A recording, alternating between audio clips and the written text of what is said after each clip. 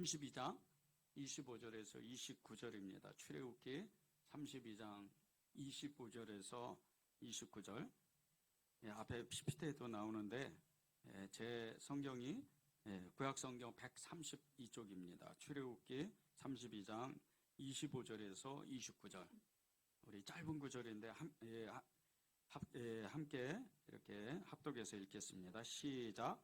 모세가 본즉 백성이 방자하니 이는 아론이 그들을 방자하게 하여 원수에게 조롱거리가 되게 하였습니다. 이에 모세가 진 문에 서서 이르되 누구든지 여호와의 편에 있는 자는 내게로 나오라 하매 네 자손이 다 모여 그에게로 가는지라. 모세가 그들에게 이르되 이스라엘의 하나님 여호와께서 이렇게 말씀하시기를 너희는 각각 허리에 칼을 차고 진문 이문에서 저문까지 왕래하며 각 사람이 그 형제를, 각 사람이 자기의 친구를, 각 사람이 자기의 이웃을 죽이라 하셨느니라. 네 자손이 모세의 말대로 행하매 이날의 백성 중에 3,000명가량이 죽임을 당하니라. 모세가 이르되 각 사람이 자기의 아들과 자기의 형제를 쳤으니 오늘 여호와께 헌신하게 되었느니라. 그가 오늘 너희에게 복을 내리시리라. 아멘. 하나님의 말씀입니다. 네, 오늘 이렇게 사순절 시작하면서 특별 기도회, 이 금요성경 집회를 특별 기도회로 이렇게 진행하게 되었는데, 오늘 모실 목사님은 제가 평신도 때부터 굉장히 이렇게 은혜를 같이 나누고 또 목사님을 통해서 하나님의 음성을 여러 번 이렇게 듣고 또 목사님을 통해서 성령의 감동하심을 여러 번 이렇게 경험을 했습니다. 정말 영적으로 깊은 그 영성을 가지시고 또 말씀에 놀라운 그 깊이를 가지셔서 늘 말씀을 전하실 때마다 하나님이 주시는 그 영감, 하나님이 주시는 말씀들, 하나님이 주시는 그 은혜가 너무나도 풍성하게 나타나시는 이런 목사님이십니다. 하나님, 우리 목사님 정말 늘 존경하고 늘 사랑하는 그런 목사님인데 오늘 특별히 이렇게 목사님 초청해서 이렇게 와주십사 이렇게 부탁을 드렸는데 사실은 시간 내기가 어려우세요. 근데 일부러 이렇게 시간을 맞춰서 이렇게 오셔서 너무나 감사하고요. 우리 목사님 나오실 때 정말 감사합니다. 감사하는 마음으로 환영합니다. 이 마음으로 목사님 나오실 때 우리 박수로 이렇게 맞이하시겠습니다. 목사님 나오시죠.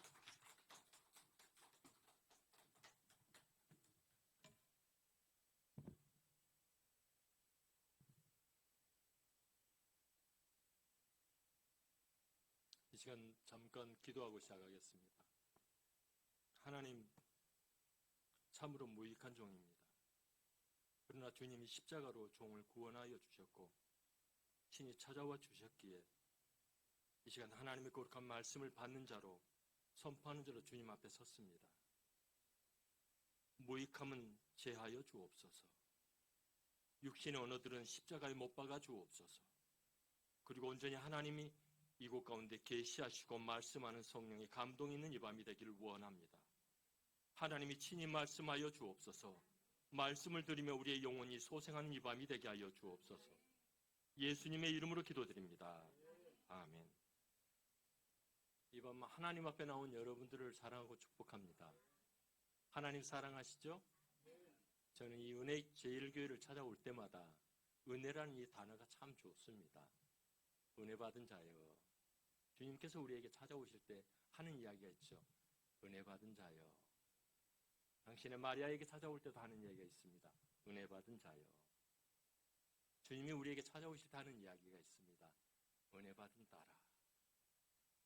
그 말씀을 들으면 우리는 하나님 앞에서 모든 걸 다 내려놓게 되죠. 내가 바라봤던 게 과연 무엇일까? 내가 사랑했던 게 무엇일까? 정말 주님 한 분이면 만족하다라는 그런 이야기를 우리는 누구에게나 할 수 있습니다. 하나님 한 분으로 여러분 만족하십니까? 이번 사순절 기간 동안 정말 십자가가 나를 향한 주님의 사랑의 언어다 고백할 수 있습니까? 주님을 찾는 것, 은혜라는 것은 하나님께서 나에게 찾아오심이 바로 은혜입니다. 그 은혜 받은 자로 오늘 이 밤 하나님 편에, 여호와 편에 있는 자가 누구인가 이 말씀을 서로 나누도록 하겠습니다. 이 작금의 시대를 보면은 요즘은 성도들이 목사님에게 묻습니다. 목사님, 좌입니까? 우입니까? 자유민주주의입니까? 아니면 공산주의입니까? 보수지입니까? 아니면 진보입니까? 오히려 성도들이 우리에게 지금 질문을 하고 있습니다. 편을 들어달라는 거죠. 그래서 어떤 교회는 성도들이 목사님께서 좌를 향했다라고 해서 떠나가는 성도들이 있고, 어떤 성도분들은 우리 목사님은 우를 향하더라. 그래서 또 실망하고 떠나가신 분들이 있습니다. 교회가 지금 많이 나누어지고 있습니다. 목사님들의 가슴이 많이 아파지고 찢어지고 있죠. 교회가 찢어지고 있습니다. 이 시점에 과연 우리는 어떤 말씀, 무엇을 들어야 될 것인가?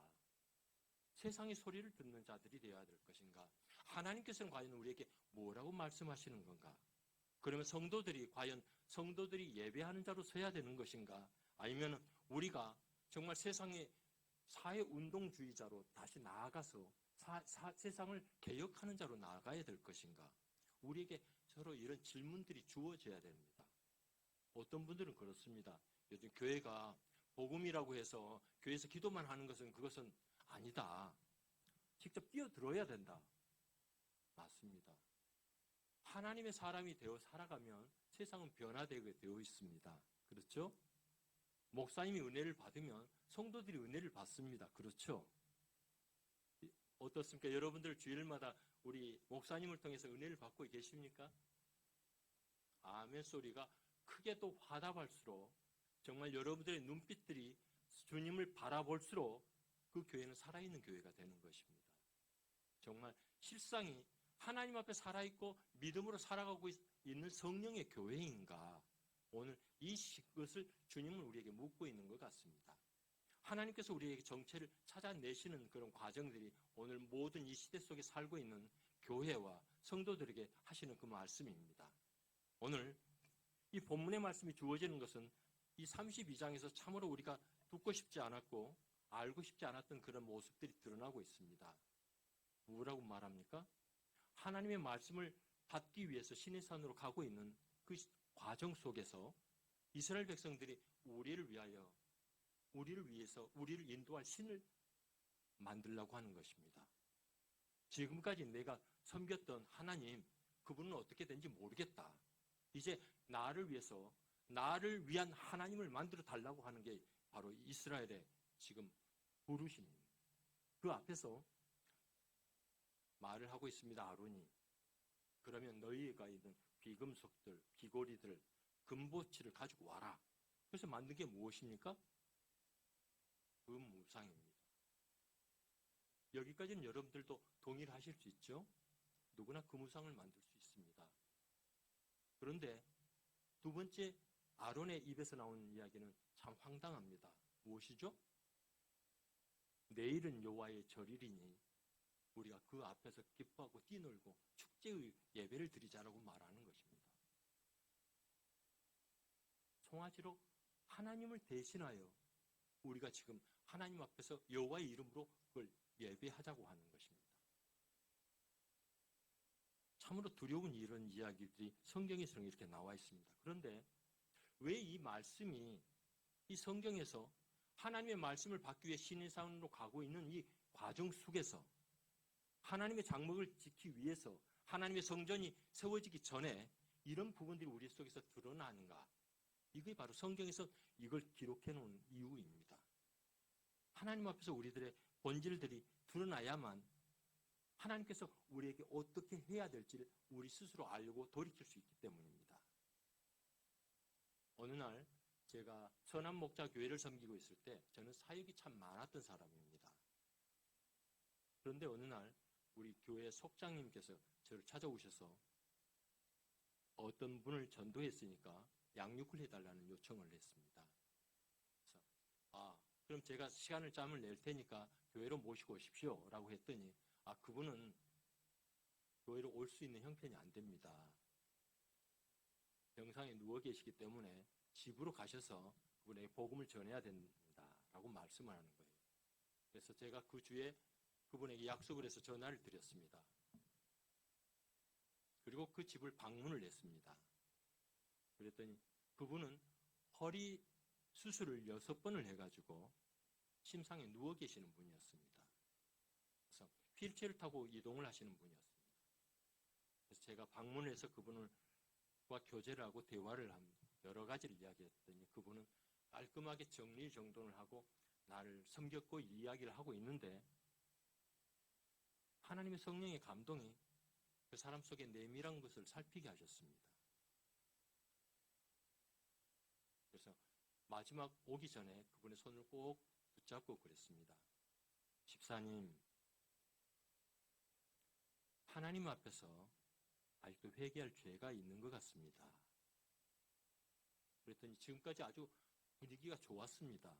그런데 그 말씀을 들을 때 그분이 갑자기 화를 내시더라고요.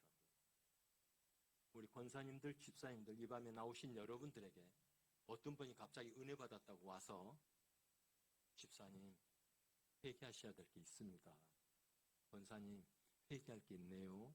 어떻게 하시겠습니까?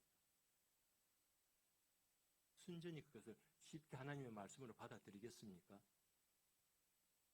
받아들이신 분은 그만큼 하나님 앞에서 열려있는 자들입니다. 근데 그분은 혈기가 났습니다. 저 회개 많이 했습니다. 라는 게 첫 마디였어요. 그래서 제가 그 손을 꼭 붙잡고 이야기를 했습니다. 압니다. 집사님 회개 많이 하셨을 줄 알고 있습니다. 그런데 다시 한번 하나님 앞에서 제가 가르쳐 드린 대로 한번 해보십시오. 첫 번째, 하나님과 나와의 관계 속에서 내가 하나님을 올바로 섬기고 있었든지 믿음의 삶을 살고 있었든지 하나하나 돌아보면서 회개하십시오. 두 번째는 아내와 가정을 위해서 기도하십시오. 집사님이 누워있는 동안 상처 주었을 아내와 자녀들에 위해서 기도하십시오. 세 번째는 집사님이 사업하면서 세상에서 허랑방탕했던 그런 많은 여러 가지들, 사회생활 속에서 했던 그런 것들 하나님 앞에서 회개하십시오. 그리고 하나님께서 집사님에게 마음에 묵상을 주면 회개할 것들을 생각나게 하실 겁니다. 하나하나 곰곰이 알아보면서 기도하십시오. 그랬더니 그분은 네, 알겠습니다 하고 그냥 퉁명스럽게 말씀을 받았습니다. 저도 마음이 아팠습니다. 좋은 분위기였는데 꼭 내가 이렇게 이 말을 해야만 했나. 그러나 하나님께서 마음을 주셨기 때문에 그 말씀을 전했죠. 그리고 저는 무거운 발걸음으로 집으로 돌아왔습니다. 그리고 그 주 금요일 날 제가 그분에게 전화를 했죠. 집사님 평안히 잘 지내셨습니까? 근데 갑자기 그 목소리가 밝아진 목소리입니다. 권사님, 와우, 전화 얼마나 기다렸는지 모릅니다. 기다렸다라는 것입니다. 아, 하나님이 찾아오셨구나. 하나님이 찾아오셨구나. 느꼈습니다. 그 목소리가 흥분한 목소리였습니다. 그래서 저는 그분하고 약속을 하고 그 주에 그 집을 다시 방문을 했습니다. 그랬더니 그분이 얼마나 밝은 모습으로 제 손을 꽉 잡더니 과거에 있었던 일과 지금 나의 말을 듣고 하나님 앞에서 회개했을 때 그 상황을 이야기를 해주는 것입니다. 처음에 집사님이 저에게, 권사님이 저에게 회개하라는 마음을 주셨을 때 참 마음이 아팠고 힘들었습니다. 그런데 병상에 누워있을 때 제가 할 게 무엇이 있습니까? 기도할 게밖에 없어서 하나님 앞에 곰곰이 되씹으면서 손가락으로 펼쳐보면서 기도를 했습니다. 그런데 며칠 지났을까요? 새벽에 일어났더니 갑자기 심한 헛구역질이 나오기 시작합니다. 토악질이 견딜 수가 없었습니다. 그래서 제가 집사님에게 말씀했습니다. 그게 무엇인 줄 아십니까? 모르겠어요. 그걸 토악질하고 나니까 개운하셨죠? 예, 10년 묵은 체중이 넘어간 것 같았습니다. 집사님 안에서 죄로 집사님을 꽉 동여매고 있던 귀신의 영이 회개함으로 쫓김받고 떠나간 것입니다. 그리고 그분에게 하나님의 복음을 전할 때 새신자 양육은 보통 한 20분이면 되죠. 1시간씩 하나님의 말씀을 먹였습니다. 그리고 얼마나 그분이 간절하게 사모하는지, 갈급해하는지 말씀을 전한 이후에 함께 기도를 하고 그 다음에 아픈 분이 손을 얹고 기도를 해드렸습니다. 하나님, 긍휼히 여겨주십시오. 하나님, 긍휼히 여겨주십시오. 고쳐주십시오. 하나님께서 저에게 방언의 영을 허락하셨기 때문에 저는 거기에서 방언을 기도할 때 그분은 듣지도 못하지만 아멘으로 계속 화답을 하셨습니다. 그리고 저는 한 20여 분 기도를 해드리고 집으로 돌아갔습니다. 그런데 그 다음날 아침입니다. 그분에게서 아침 일찍 전화가 온 것입니다. 더 흥분한 상태입니다. 권사님, 지금 제가 걷고 있습니다. 걷고 있다라는 것입니다. 그래서 다시 방문을 했습니다. 진짜 걸어 다니시더라고요. 그분은 얼마나 아팠든지 배에다가 에페딜이라는 그 진통제를 차고 다니는 분이었습니다. 30분에 한 번씩 그 진통제를 투여해야만이 그 고통의 시간을 지나는 자였어요. 그런데 걷고 있다라는 것입니다. 그래서 제가 은혜 받았으면 바로 그것도 제거해 버립시다. 그랬더니 이것만큼은 안 된다고. 다음에 하겠습니다. 두렵다라는 거죠. 너무나 오랜 시간 동안 그런 상황을 경험했기 때문에 본인이 그것까지는 믿음이 안 됐던 것입니다. 그러면 오늘 이 우상들이 성경 말씀에서 말씀을 받으니까 우리 속에 내면에 숨겨져 있던 우상들이 무엇인가가 바로 드러난 것입니다. 무엇입니까? 금우상입니다. 하나님의 말씀을 받을 때 하나님이 임재하여 우리들 상황을 비출 때 우리 속에 비로소 숨겨졌던 정체들이 드러나는 것이죠.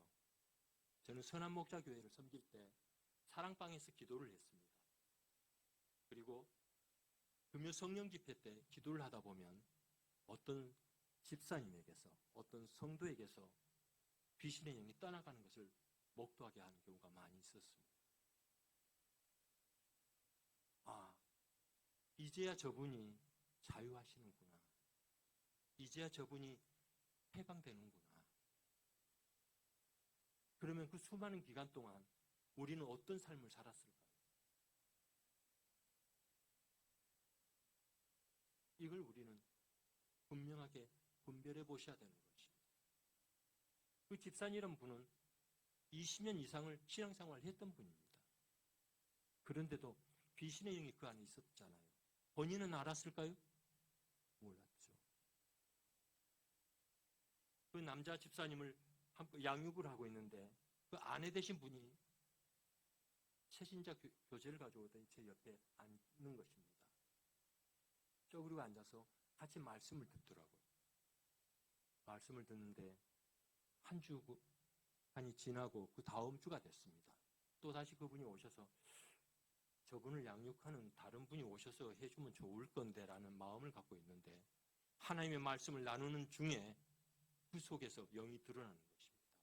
점치는 귀신이 그 속에서 드러나더라고요.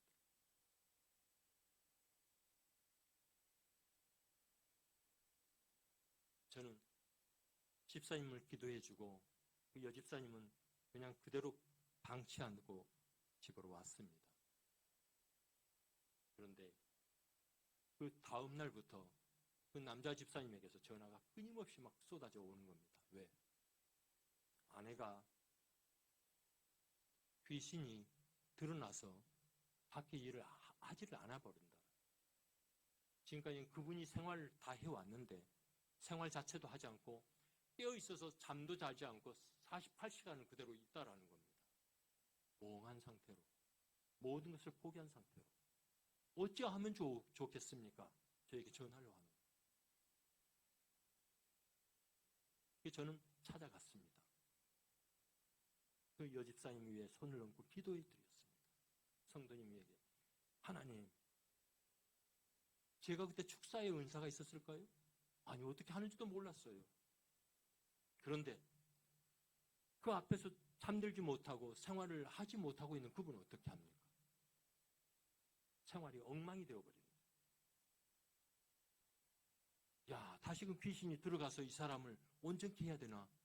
생활이라도 해야 되니까. 모든 생각이 다 들었습니다. 그리고 그분을 위해서 손을 얹고 기도해 주었을 때 그분이 비로소 잠이 들더라고요.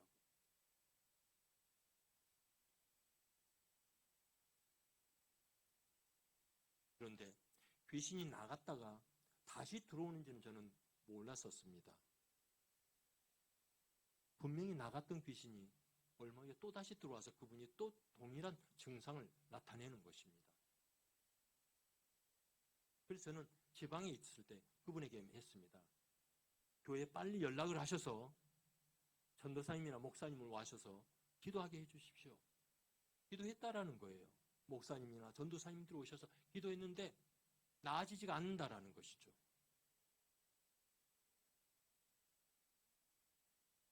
그때 저는 지방에서 올라와가지고 그분에게 또 다시 가서 많은 시간을 들였었습니다.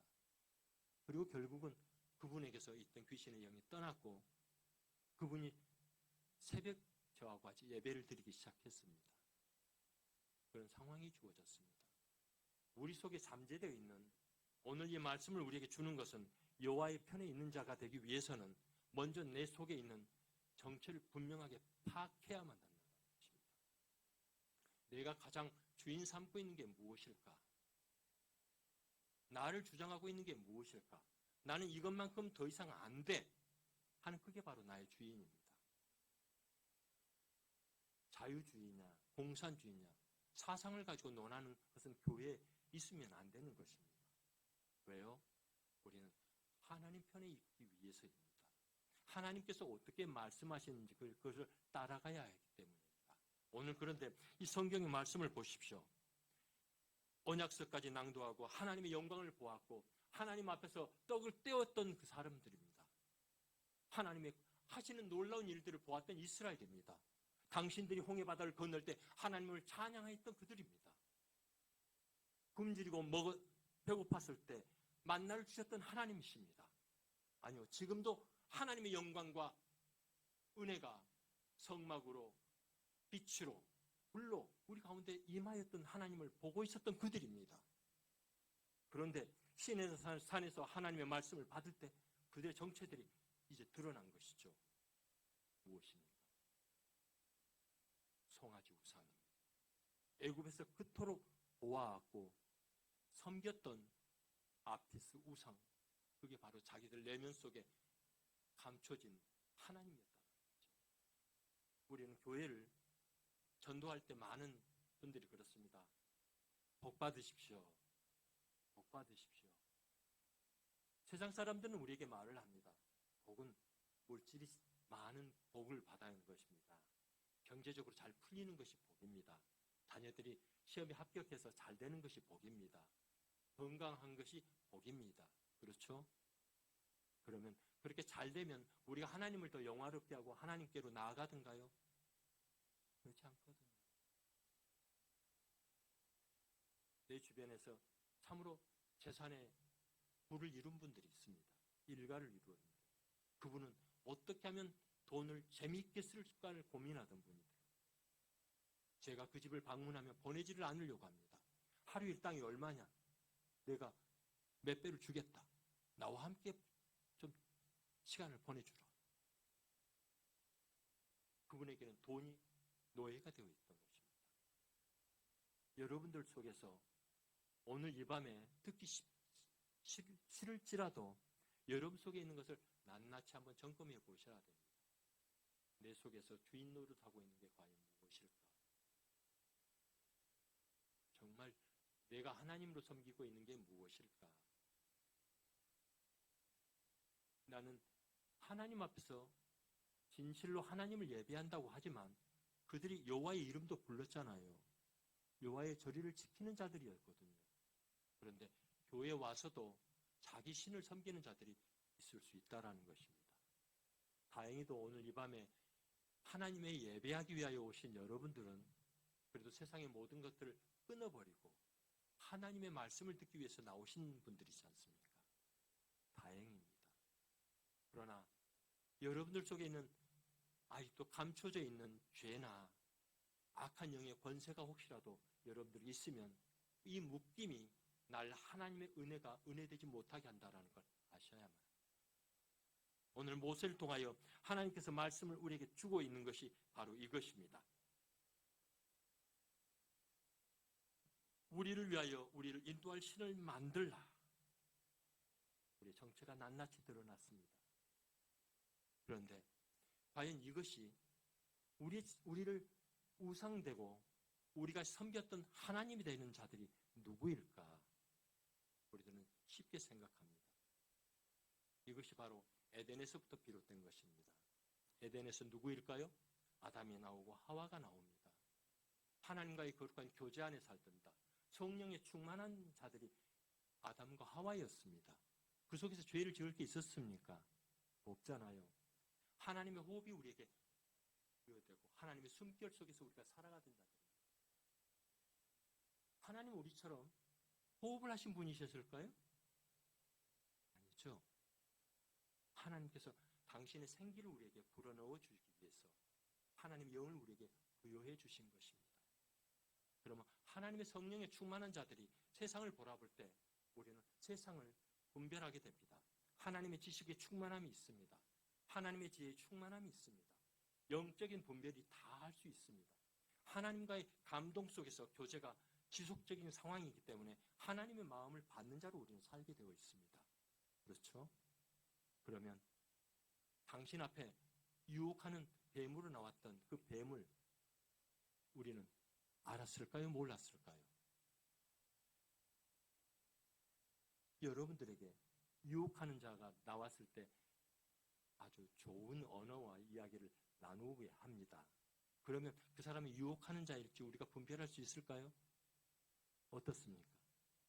이게 예약되어 있는, 언약되어 있는 말씀, 다시 한번 창세기 2장 19절 말씀을 보면 하나님께서 그것을 우리가 짐작할 수 있습니다. 각종 짐승과 하나님이 지으신 창조물들을 갖다 놓고 그것을 일컬었을 때 어떻게 말합니까? 아담이 각 생물을 부르는 것이 곧 그 이름이 되었다라고 말합니다.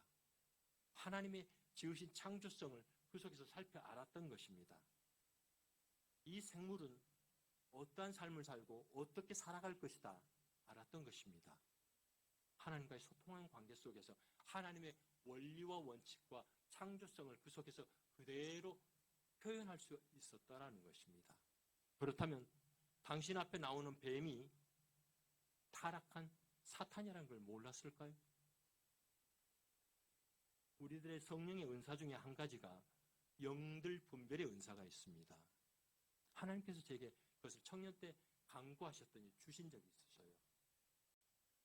친구 결혼식에 전국에서 남녀가 모였는데 제가 그 사람들의 종교를 다 이야기해 주니까 깜짝 놀라더라고요. 당신은 불교네요? 당신은 무교네요? 당신은 카톨릭이네요? 카톨릭과 기독교가 믿는 사람들의 영이 다르다는 걸 그때 느꼈습니다. 어떻게 아냐고 그러시더라고요.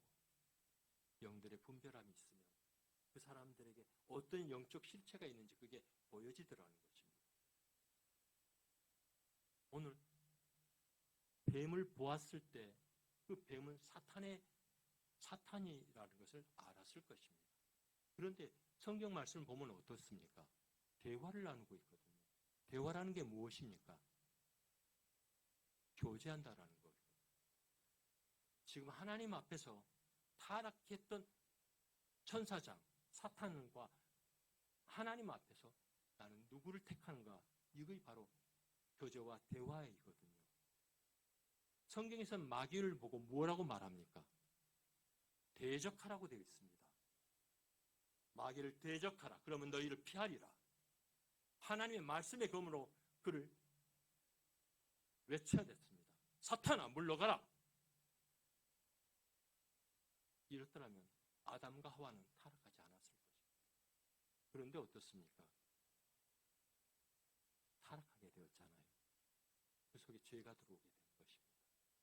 그들이 누구를 택한 것입니까? 하나님이 아니라 사탄 편에 선 것입니다. 하나님과의 거룩한 교제가 끊어지고 사탄과의 교제가 시작된 것입니다. 그랬을 때 하나님께서 다시금 찾아오셔서 뭐라고 말합니까? 아담아, 내가 어디 있느냐? 지금 내가 서 있는 곳이 어디냐? 내가 지금 누구와 함께 있느냐? 그걸 지금 우리에게 묻고 있는 것입니다. 이 밤에 하나님께서 우리에게 찾아오셔서 우리 각 개인에게 묻습니다. 김 목사님, 당신이 서 있는 곳은 어디십니까? 권사님, 당신이 지금 서 있는 곳은 어디십니까? 당신이 머물러 행하고 있는 곳은 지금 어디십니까? 우리에게 묻고 있는 것입니다. 하나님이 무세부조한 하나님께서 우리가 어디에 있는지를 알지 못해서 물었을까요? 아닙니다. 우리가 무엇을 하고 있는지, 내가 어떤 형편에 있는지, 어떤 상황 가운데 있는지 바로 그것을 보고 돌이키라는 하나님의 찾아오심입니다. 그 찾아오심에서 아담과 하와는 변명만 하고 있지 않습니까? 주여, 내가 하나님의 말씀을 거역했습니다. 주님, 주께서 내게 말씀하신 이 말씀을 거역하고 내가 사탄과 교제하였습니다. 회개하였으면 됐잖아요. 회개하지 않았습니다. 네, 우리의 모든 영과 혼과 육신이 병든 상태가 되어버린 것입니다. 하나님의 영이 그 당시에 떠나버렸다고 많은 성서학자들은 말을 합니다. 하나님의 호흡과 하나님의 숨결은 죄악 가운데는 거하실 수 없기 때문에 다시금 우리들의 하나님께서 죄를 품으면 어떻게 될까? 나는 구원을 받았는데 그러면 어떻게 될까? 궁금하시잖아요. 성경에서는 두 가지를 말하고 있습니다. 성령의 기름 부음이 있고 성령이 거하는 사람은 악한 사탄이 들어올 수 없다라고 말을 합니다. 그러나 또 다른 성경에서는 이렇게 말을 합니다. 지혜로운 5 신부가 있고 어리석은 5 신부가 있습니다. 여러분들 다 아시죠? 어리석은 5 신부일지라도 그들은 하나님의 등불을 켰던 자들입니다. 다시 말하면 성령의 사역을 행하고 성령이 하신 일을 보았던 자들입니다. 그런데 어떻게 됩니까? 기름이 다 소진되어 버리잖아요. 기름이 떨어져 버립니다. 그러면 어떻게 됩니까? 다시 귀신이 그 속에 들어올 수 있다는 것입니다.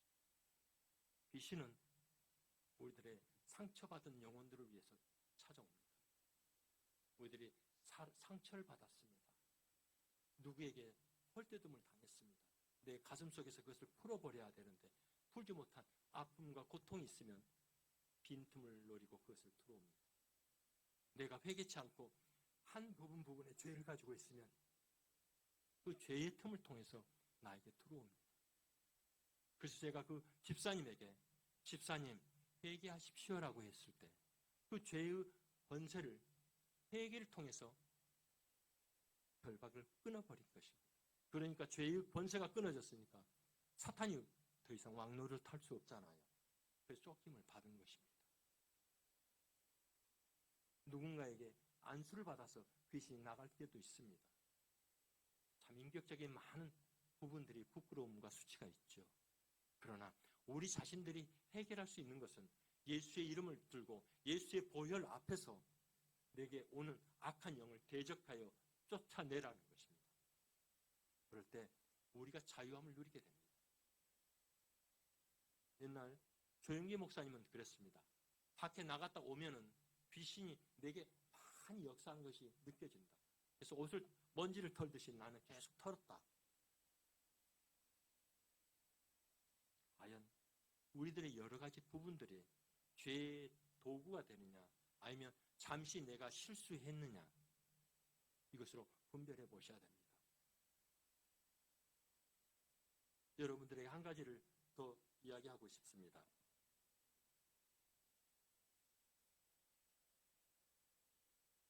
우리 권사님과 같이 선한 목자교회를 섬기다가 우리 청소년국에서 아울리치로 태백을 한번 간 적이 있습니다. 개척을 하셨던 목사님께서 우리 차편에 같이 오게 되었습니다. 그래서 하나님께서 저 목사님하고 함께 교제하라는 마음을 주셨어요. 그래서 제가 그 목사님께 교제하고 싶어서 다가갔더니 그 목사님이 피하는 것이 느껴집니다. 대화를 거부하는 느낌이 들어오더라고요. 그래서 잠잠히 저는 태백에 가서 강원랜드 그 앞에서 우리 형제들과 자매들과 함께 중보 기도를 했습니다. 그런데 3일째 되는 날입니다. 24시간 하나님 앞에 기도의 답을 쌓고 다시금 잠자리 잠시 들어왔는데 그 목사님이 제가 평신도잖아요. 무릎을 꿇더라고요. 기도해달라고. 여러분 과연 그럴 수 있습니까? 여러분이 아내가 남편에게, 남편이 아내에게 내가 이런 연약함이 있으니까 나를 위해서 기도해 주세요. 할 수 있습니까? 나의 부끄러움을 치부를 드러낼 수 있습니까? 여러분의 자녀에게, 때로는 여러분보다 더 연약한 자에게 가서 나를 위해서 기도해 줄 수 있겠습니까? 여러분들 할 수 있겠습니까? 그 목사님은 제 앞에 무릎을 꿇었습니다. 당신을 위해서 기도해 달라는. 그래서 영적인 분별의 대화를 나누고 그분과 함께 기도를 했습니다. 기도를 마치고 나서 그 목사님을 배웠을 때 은혜는 전부 혼자 받는 그 모습 있죠. 하나님의 영광이 비치는 그 모습. 당신이 그동안 해결하지 못했고 죄에 눌려있던 그 죄의 짐이 풀어지니까 그 목사님이 얼마나 자유하시는지. 그리고 그 목사님은 다시금 당신의 사역지로 내려가서 교회를 부흥시키시더라고요. 제가 어느 교회를 섬길 때였습니다. 그 목사님이 큰 실족을 하셨습니다. 제가 그 목사님께 말씀을 드렸습니다. 하나님께서 당신을 심판할 것 같습니다. 회개하십시오. 그 목사님에게서 들려오는 말씀은 참으로 놀라웠습니다. 회개하려고 하니 회개가 안 된다는 겁니다. 왜 그런 줄 아십니까? 귀신의 영이 죄는 의식하게 하되 회개치 못하게 한다. 귀신에게 눌리면 회개가 안 됩니다. 제가 그랬거든요. 그러니까 그런 걸 잘 알죠. 귀신이 내 안에 있는지도 모르고 교회를 섬겼거든요. 예배당에 오면 그 당시까지만 해도, 그 전까지만 해도 기도 잘하는 사람, 찬송 잘하는 사람, 하나님 앞에 신실한 예배자. 그런데 귀신의 영이 들어온지도 모르고 나는 교회를 섬기니까 목사님께서 말씀을 전하면 졸리기 시작하는 겁니다. 이상했습니다. 목사님 말씀이 끝나면 잠이 깨어져요.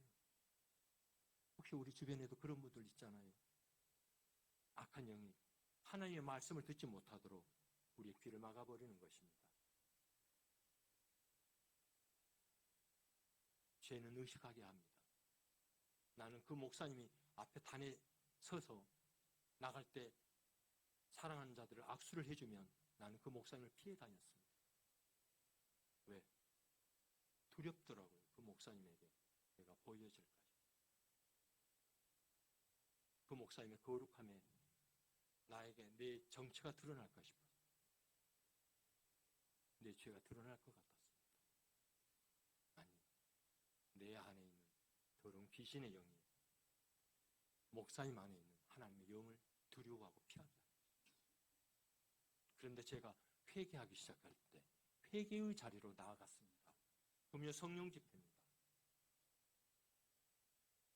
하나님 앞에서 회개하려고 하니까 기도가 안 되는 것입니다. 기도가 안 되어져요. 목이 채워지고 여기까지는 나와. 그런데 토설이 되지 않습니다. 얼마나 답답해요. 그랬을 때 어떤 전도사님께서 제 등을 탁 쳐주시더라고요. 그랬더니 이 막혀있던 숨이 터져나오면서 내가 회개되기 시작합니다. 저는 6개월 이상을 회개의 자리로 나아갔습니다. 제가 머물렀던 그곳이 죄를 짓는 곳이었습니다. 제가 영업을 하러 다니던 만나는 그 사람들의 관계가 죄의 자리다. 모든 것이 죄의 자리였습니다. 하나님 앞에서 얼마나 부끄러웠던지, 내 인생을 관리하지 못했던 그 허물과 죄들, 시간을 허비했던 그 많은 시간들, 자녀에게, 아내에게 상처 줬던 그런 많은 부분들, 회개하고 또 회개하고 또 회개하고, 하나님 앞에 비로소 회개의 자리를 지켰을 때 하나님께서 회복의 영으로 저를 안아주셨습니다.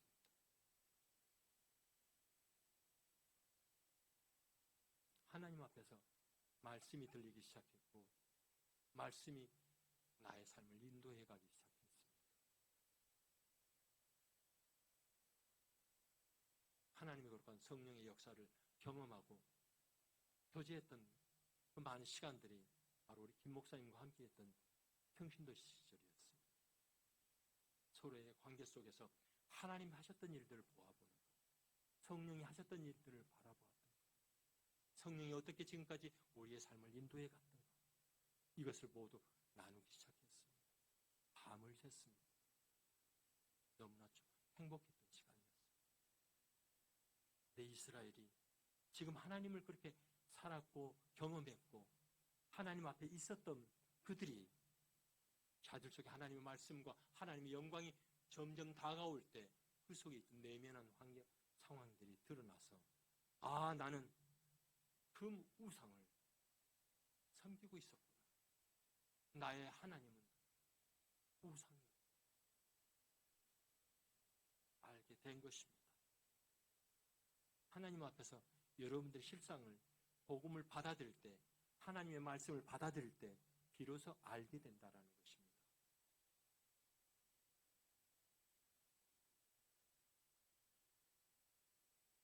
우리와 동일한 사람의 모습들이 성경에는 또한 나타납니다. 야곱이죠. 야곱은 하나님과의 교제가 참으로 여러 번 있었습니다. 형 에서의 낯을 피하여 가다가 베델의 하나님을 만나죠. 내가 영원히 너와 함께 할 것이다. 너를 축복해서 가나안으로 다시 인도해 올 것이다. 그래서 잠이 깬 야곱이 뭐라고 말합니까? 베델의 하나님. 내가 하나님을 사랑하고 섬기겠습니다. 11조도 드리겠습니다. 베델의 하나님. 당신의 많은 지혜와 꾀를 통해서 라반에게서 많은 재물을 취하였죠. 그러나 라반도 당신의 많은 사기수를 통해서 가급적이면 주지 않으려고 했었잖아요. 그리고 결국은 라반이 도망치던 야곱을 죽이려고도 했었지 않습니까? 그러나 하나님이 다시금 나타나서 막고 다시금 분열의 하나님으로 야곱이 나오게 되는 것, 그 여러 가지 경험이 있었습니다. 그리고 에서와의 화해도 이루어지잖아요. 그렇다면 처음 다시금 가나안으로 갔을 때 어디로 갔어야 할까요? 가장 은혜 받았던 곳, 나와 함께 하신다는 하나님, 나를 돌이켜서 안전하게 보호해 주시고 인도해 가시는 하나님, 내가 하나님을 만났던 그곳으로 가야 되잖아요. 그런데 어떻게 합니까? 가지 않습니다. 숲곳을 가서 거기서 세월을 보내잖아요. 그러다가 다시 2주에 간 곳이 어디입니까? 세겜입니다. 세겜에서 무슨 일이 발생됩니까? 딸 디나가 강간을 당하잖아요. 그랬을 때 시므온과 레이가 나타납니다. 어떻게 하죠? 할례를 해라. 그러면 함께 결혼하고 한 동족과 족속이 되겠다. 그리고 나서 그들을 진멸해 버리지 않습니다. 형제들은 가서 약탈을 하게 됩니다. 야곱이 얼마나 황급했던지 뭐라고 말합니까? 오늘 성경에서 이 나타나는 이 말씀 한번 성경 한번 띄워주시겠습니까?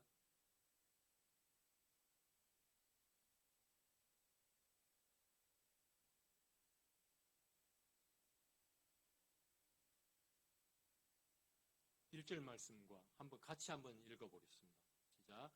하나님이 야곱에게 이르시되 일어나 베델로 올라가서 거기 거주하며 내가 내 형 에서의 낯을 피하여 도망하던 때에 내게 나타났던 하나님께 거기서 제단을 쌓으라 하신지라. 야곱이 이에 자기 집안 사람과 자기와 함께한 모든 자에게 이르되 너희 중에 있는 이방 신상들을 버리고 자신을 정결하게 하고 너희의 의복을 바꾸어 입으라. 우리가 일어나 베델로 올라가자. 내 환난 날에 내게 응답하시며 내가 가는 길에서 나와 함께 하신 하나님께 내가 거기서 제단을 쌓으려 하노라 하며 그들이 자기 손에 있는 모든 이방 신상들과 자기 귀에 있는 귀고리들을 야곱에게 주는지라. 야곱이 그것들을 세겜 근처 상수리 나무 아래에 묻고 당신의 생명이 두려웠기에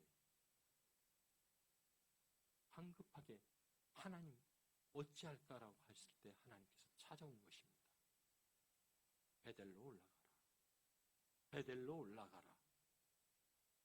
언제나 성경은 내가 위급한 지경일 때, 내가 더 이상 무엇을 할 수 없을 때 하나님이 먼저 우리에게 찾아오십니다. 참 놀라운 하나님이 베델로 올라가라.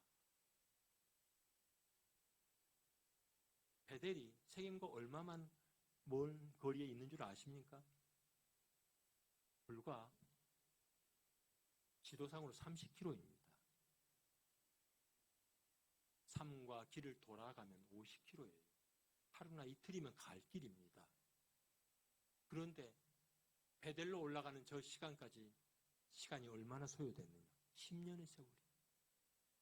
그렇다면 뭡니까? 야곱은 의식적으로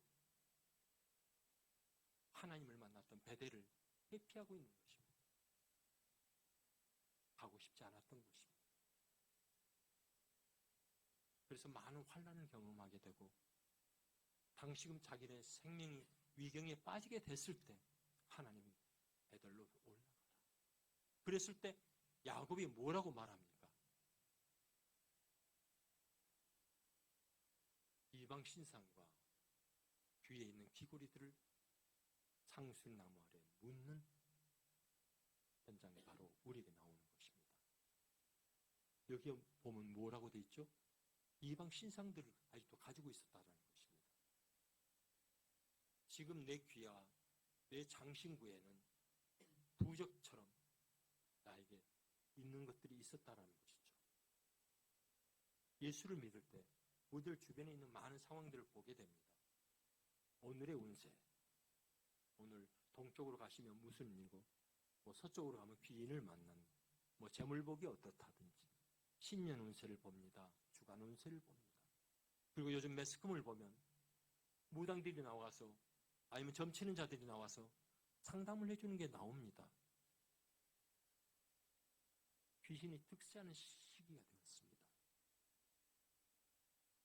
우리 속에서 예수님을 믿노라 하면서도 아직도 내가 버리지 못했던 여러 가지들, 야곱은 베델로 올라가기 전에 모든 것을 묻어버리고 버렸던 바로 이런 상황처럼 우리 자신도 내게 숨겨졌던 것들, 더럽혀졌던 것들, 아니면 감춰졌던 그것들을 낱낱이 하나님 앞에서 내려놓고 회개하고 돌이켜야 된다는 것입니다. 그러지 않으면 하나님 앞에서 진실로 예배가 될 수 없고, 제단을 쌓는 게 제단이 될 수 없다라는 것입니다. 하나님을 올바로 믿기 위해서는 내 속에서 버려야 될 것들, 그것을 알아야만 합니다. 이것이 우상이 되고 여러분의 생각이 될 수 있고 여러분 마음속에 가득 담긴 사상이 될 수도 있습니다. 하나님께서 바담 아람에서 야곱이 돌아오자 그에게 복을 주셨다라고 말을 합니다. 그런데 시몬과 레위를 향해서 뭐라고 말하면 당신의 죽을 때 유언을 하는데, 유언을 가르치면 축복의 언어를 이야기해야 되잖아요. 근데 뭐라고 말합니까? 시몬과 레위를 저주를 합니다. 저주라는 단어가 써진 지파는 시몬과 레위 지파입니다. 저주받은 지파의 삶으로 살게 되어 있습니다. 이스라엘 안에 너희들은 흩어지는 족속이 될 것이다. 어떻게 됩니까? 시몬과 레위는 모두 흩어진 족속이 되잖아요. 죄가 있으면 우리는 그 저주에 받은 인생으로 살게 되어 있습니다. 죄가 들어온 우리들의 모습 속에 바로 이것을 해결하려고 하는 게 바로 중보의 사명이 있습니다. 모세가 등장합니다. 모세가 뭐라고 말합니까? 하나님께서 모세에게 하시는 말씀이 무엇이며, 저들을 다 진멸하고 너를 대신하여 나의 백성으로 삼겠다. 내가 너로 큰 민족을 이루겠다. 라는 말씀을 주십니다. 죄로 인해서는 징계를 받을 수밖에 없지만 하나님 앞에서 그 말씀을 받았을 때 모세는 금식하며 회개하고 나가잖아요. 이스라엘 안고 가는 당신의 심장 속에 이스라엘을 살려달라는 기도가 있습니다. 예수님이 나무에 달리셔야만 했던 그 사건에는 바로 나와 여러분을 살리기 위한 죄가 있었기 때문입니다. 하나님 앞에서 중보자의 사명을 모세는 감당했습니다. 여러분 개인도 때로는 교회를, 때로는 가정을, 직장을 위한 중보자 여러분들을 부르셨던 것을 여러분들은 기억하셔야 됩니다. 여러분들이 그 묶임을 풀어가야 될 사명이 여러분들에게 주어졌기 때문입니다. 우리 담임 목사님은 성남을 도시 선교하자, 도시 부흥을 일으키자라는 것으로 여러분들 기도회를 많이 하고 있지 않습니까? 제가 주보를 보니까 기도하자, 기도회 모임들, 이것이 숱하게 기록되어 있습니다. 참 얼마나 은혜인지 모릅니다. 입은 살아있어 하나님의 복음을 외칠 수 있습니다. 그런 남들은 그 속에 성령의 역사가 얼마나 경험되고 살아있는지를 알지 못할 경우가 많습니다.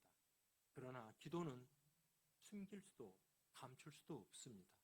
하나님의 성령의 불이 그곳에 임한 것은 숨길 수가 없습니다. 귀신의 존재는 내 속에 들어오면 당신의 정체를 숨깁니다. 그러다가 점진적으로 나를 주장하지만 하나님의 성령의 빛이 내게 임하면 나는 그리스도를 닮는 자가 되기 때문에, 나의 속엔 자유함이 주어지기 때문에, 그리스도의 평안이 우리에게 임하기 때문에, 하나님의 생명의 역사가 나타나기 때문에 성령의 은혜를 우리 속에서 비추는 자로 살게 되어 있습니다. 그래서 기도의 영을 받는 자는 세상을 깨워가는 하나님의 백성들이 됩니다. 성남 은혜 제일교회는 바로 이 도시를 깨워가는 하나님의 부름을 받은 교회입니다. 그 사명이 여러분들 속에 있습니다. 사명을 받은 자들은 기도의 쉬는 죄를 범하면 안 됩니다. 중보자의 사명을 주셨기 때문입니다. 그 중보자의 사명을 준 것은 우리에게 영적인 전환점을 우리로 야기시키라는 것입니다. 저주에서 축복으로 변화되는, 저주하였던 나의 삶에서 축복의 삶으로 바뀌어지는 것, 이게 바로 주님이 우리에게 허락하신 사명이기 때문입니다. 예수님이 우리에게 오셔서 저주하는 너의 모습, 저주 가운데 살던 너의 모습, 죄악 가운데 살 수밖에 없었던 너의 모습, 죄를 지을 수밖에 없던 너의 연약한 모습, 그것은 나와 함께 십자가에 못 박자고 말합니다. 여러분들은 여러분의 육체를 예수와 함께 십자가에 못 박았습니까? 예수님이 우리를 구원하기 위해서라면 당신의 영을 우리에게 부어만 주시면 됐습니다. 십자가에 왜 달리셔야만 했을까요? 십자가에서 왜 모든 피를 흘리셔야만 했을까요? 그것은 우리의 육체도 죽지 아니하면 하나님 앞에서 다시 부활할 수 없기 때문입니다. 우리의 영은 예수를 믿는 순간 구원을 받습니다. 그러나 우리의 혼, 자아는 아담으로 비롯된 우리의 육신은 십자가에서 죽어야만이 다시금 예수의 생명으로 살아나는 존재가 됩니다. 그래서 사도 바울이 말합니다. 나는 매일 죽노라. 다시 말하면 무엇입니까? 나는 매일 그리스도로 살기 위해서 나의 육신을 십자가에 못 박아 죽인다고 말하는 것입니다. 여러분들이 십자가를 입술에만 담아서는 안 됩니다. 여러분들의 몸으로, 여러분들의 삶으로 십자가를 지고 나아가셔야 되는 이유가 거기에 있습니다. 여러분들 십자가를 지는 그 모습에서 세상 사람들은 예수를 보게 될 것입니다. 예수와 함께하는 자의 삶이 어떤 것인가? 우리 목사님 불우한 이웃들을 많이 도우시잖아요. 이것 또한 은혜입니다. 주님의 심판대 앞에 섰을 때 양과 염소를 나눌 때 무엇이라고 말합니까? 내가 나를 도왔다라고 말합니다. 내가 줄였을 때, 내가 목말랐을 때, 내가 나를 입혔고 먹였던 자다.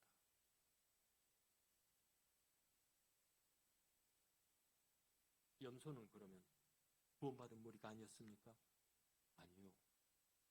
하나님 앞에 섰다라는 것은 동일한 은혜 안에 살았던 자들입니다. 그런데 은혜를 살지 못한 자들이었습니다. 은혜를 드러내지 못한 자들, 은혜를 흘려보내지 못한 자들이었다는 것입니다.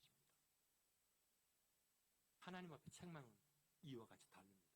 내가 하나님의 말씀대로 살고 성령의 감동함을 따라서 살아갔던 자이냐, 아니면 너의 의지대로 남은 인생을 살았던 자이냐, 구원받기만 위했지 하나님으로 살고 싶지 않았던 너희냐, 이것을 우리에게 물을 수 있기 때문입니다.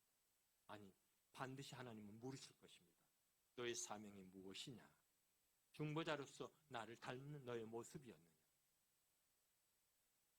우리가 이런 사명을 가지고 저주에서 축복된 인생으로 예수와 함께 전하는 삶을 살아가라고 오늘 여기서 말씀한 것입니다. 그랬을 때 어떻게 됩니까? 비로소 저주가 흘려진 인생, 바로 레위 지파가 하나님의 말씀을 받고 여호와의 편에 섰을 때 그들은 당신의 이웃을, 형제를, 나의 친척을 살생하게 됩니다. 성경은 뭐라고 말합니까? 이로 말미암아 혼신하게 되었다. 여호와께 복을 받은 자가 되었다고 말합니다. 저주에서 축복으로 바뀌는 것은 하나님의 말씀을 받는 것이고 말씀을 따라 살아가는 자들이 되어야 하는 것입니다. 그럴 때 내 인생에 무거웠던 죄의 짐들이 모두 벗겨짐을 보게 될 것입니다. 요셉은 당신을 사랑하고 축복했던 가나안에 많은 형제와 아버지와 어머니가 있었습니다. 그들만이 요셉을 하나님의 사람이라고 말하지 아니하였습니다. 바로가 요셉은 하나님의 영에 감동된 사람이라고 모든 신하들 앞에서 선포하고 증거했습니다. 다니엘은 바벨론의 흉악한 왕이었던 느부갓네살이 말합니다. 거룩한 신들의 영이 있는 사람이라. 오늘 우리에게 누군가가 말합니다. 하나님의 영의 감동을 살아가는 사람이라. 성령의 감동이 있는 하나님의 백성이다. 성령의 이끌리심을 받는 하나님의 자녀다. 이게 바로 교회입니다. 성령의 공동체입니다. 세상의 사상을 논하고 당신은 좌익이냐 우익이냐, 우리는 모두 하나님 편에 있는 자입니다. 하나님 편에 있을 때 성령의 감동함을 받아서 내가 썩어져가 있는 세상으로 들어가서 거기서 빛의 역할을 감당하라.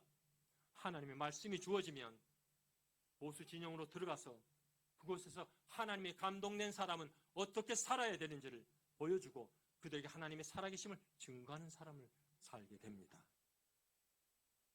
진보 진영으로 들어가서 하나님의 복음을 벗어났고 하나님의 말씀을 거역했던 그 속에 들어가서 하나님의 거룩한 감동이 말씀이 무엇인지 보여주고 그 말씀을 제시해 줄 하나님의 사람들이 바로 성령의 사람들입니다. 이게 바로 우리 교인들에게, 성령의 사람들에게 맡기신 하나님의 사명입니다. 세상을 바라보지 말고 세상을 감동시키고 세상을 변화시킬 하나님의 백성들, 그런 사람들은 온전히 그 심령이 하나님 편에 서 있는 자입니다. 하나님과 함께 가는 자입니다. 하나님으로 살고 있는 자입니다. 오늘 우리에게 그것을 말씀하고 있습니다. 새 술은 새 부대에만 담아야 합니다. 믿습니까? 우리의 과거의 옛사람, 죄로 연약했던 내 옛자는 성령을 담을 수 없습니다. 그렇기 때문에 십자가에서 예수님이 나도 너와 함께 가자, 십자가로 초청을 했습니다. 우리 김 목사님이 은혜 제1교회에 오셔서 당신을 깨뜨리는 모습을 저는 잠잠히 지켜봤습니다. 함께 있던 성도들이 때로는 오해와 때로는 여러 가지 상황 속에서 교회를 한 사람 한 사람 떠나는 모습, 여러분들 그것을 혹시 목회자의 마음을 헤아려 보셨습니까? 얼마나 아픈지 모릅니다. 가슴이 찢겨지거든요. 옷을 차라리 찢는 게 낫지 가슴을 찢었을 것입니다. 머리털이 다 빠진다고 그러시더라고요. 얼마나 많은 깊은 아픔과 고통이 있었든지 저는 잠잠히 바라보며 하나님 앞에 중보할 수밖에 없었습니다. 하나님, 당신의 아들 주님이 세우신 당신의 종을 기름 부으시고 새 부대로 만들어 주옵소서. 과거의 그 분의 모습을 잠잠히 나는 지켜봤습니다. 얼마나 하나님 앞에서 하나님의 거룩한 성령의 열정과 감동을 살고자 불철주야로 노력했고 하나님 앞에 서 있고자 했던 그 심령과 열정, 믿음 아니면 나에게 죽음을 주옵소서라는 그런 각오 속에서 하나님이 부르신 소명의 자리를 갔거든요. 그런데도 은혜 제1교회 안에서 부딪히고 접촉하는 그런 과정들을 저는 지켜봤습니다. 하나님이 다루실 텐데 하나님이 다루시더라고요. 아파하고 울부짖고 주의 제단에서 눈물로 기도하고 남은 시간은 갈 곳이 없어서 하나님의 말씀 앞에 서서 말씀을 풀어 당신에게 들려주는 하나님의 음성으로 받아들이는 그 많은 시간들. 2월 달에 목사님을 만나서 교제를 할 때 계속 눈물이 흘릴 수밖에 없더라고요. 사랑하는 성도 여러분, 목회자는 당신을 사랑하는 양들을 위해서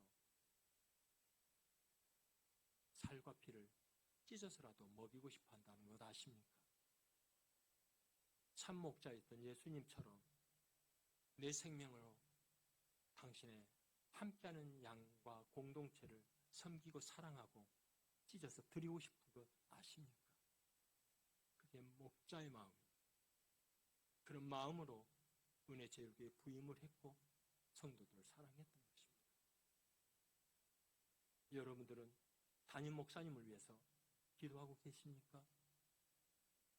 설교의 왕자라고 하는 스펄전 목사님은 당신을 위해서 일부 예배 기도를 하면 중직자들이 300명 이상이 지하에서 주님, 우리 목사님을 긍휼히 여겨주시고 성령의 기름을 부어주시고 말씀의 권세를 나타내 주옵소서.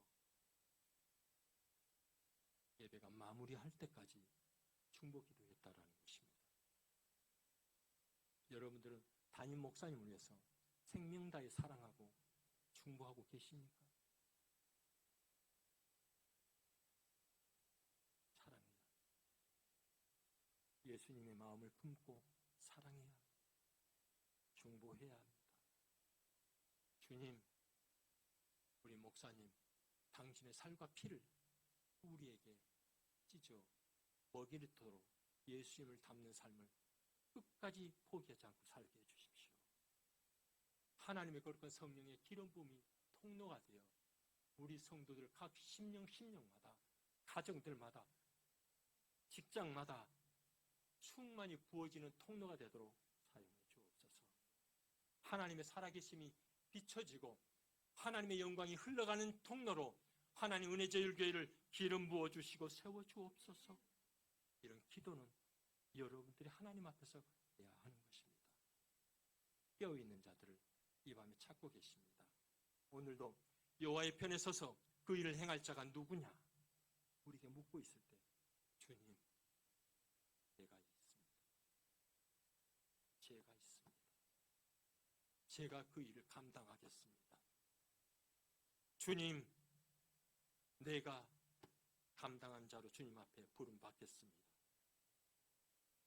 여러분들이 하나님 앞에 서 있을 때 하나님들이 여러분의 삶의 모든 묶임들을, 결박을, 죄의 사슬들을 끊고 하나님의 영광된 지체로 여러분을 사용하실 것입니다. 우리는 그런 기쁨과 감사를 가지고 있는 자들입니다. 성령의 교통하심을 날마다 삶에서 경험하며 살아갈 자들입니다. 하나님의 살아계심이 나의 일기처럼 써내려가야 하기 되기 때문에 여러분의 삶에서 하나님이 나에게 하시는 그 말씀들이 풀어지고 있습니까? 생명처럼 살아나고 있습니까? 여러분이 가는 곳곳마다 여러분들이 복의 근원처럼 살고 있습니까? 살아가셔야 됩니다. 그게 성도입니다. 하나님의 부르심을 받은 제사장입니다. 오늘 이 밤에 다시 한번 우리들의 모습들을 살펴보면서 기도하는 시간을 갖도록 하겠습니다. 하나님, 나는 예수를 믿는 지 10년, 20년, 30년, 아니 내 전평생이 하나님을 믿노라 하면서도 하나님을 하나님 되게 하지 못한 죄를 가지고 혹시라도 있습니까? 때로는 내가 미워하는 대상이 있습니까? 정죄하는 대상이 있습니까? 사랑치 못함이 있습니까? 섬기지 못함이 있습니까? 하나님, 하나님보다 더 사랑했던 것을 모두 내려놓고 이 밤 회개하오니 다시금 성령으로 내게 감동하여 주시고 성령으로 회개하는 영을 부어주시고 성령으로 하나님 앞에서 하나님이 행하신 일을 보는 자로 살게 하여 주옵소서. 함께 기도하도록 하겠습니다.